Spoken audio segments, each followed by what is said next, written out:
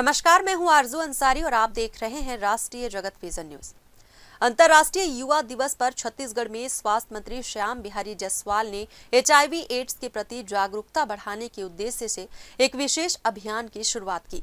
मंत्री ने अपने निवास कार्यालय से 2 HIV जागरूकता वाहनों को हरी झंडी दिखाकर रवाना किया।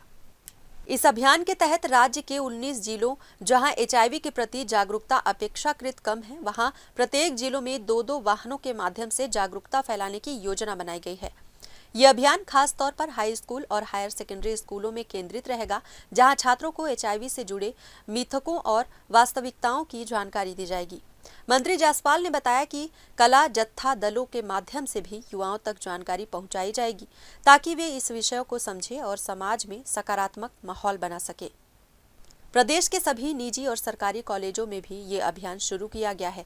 राज्य को HIV पॉजिटिव फ्री बनाने की दिशा में आगे बढ़ते हुए 2 अक्टूबर को ग्राम पंचायतों में HIV संक्रमितों के प्रति भेदभाव न करने की शपथ दिलाई जाएगी। इस दिन करीब 5000 ग्राम पंचायतों में परामर्शदाताओं द्वारा काउंसलिंग और संवेदीकरण कार्यक्रम आयोजित होंगे। साथ ही 70 इंटीग्रेट हेल्थ कैंप के माध्यम से आवश्यक स्वास्थ्य जाँच सेवाएं भी लोगों को दी जाएगी।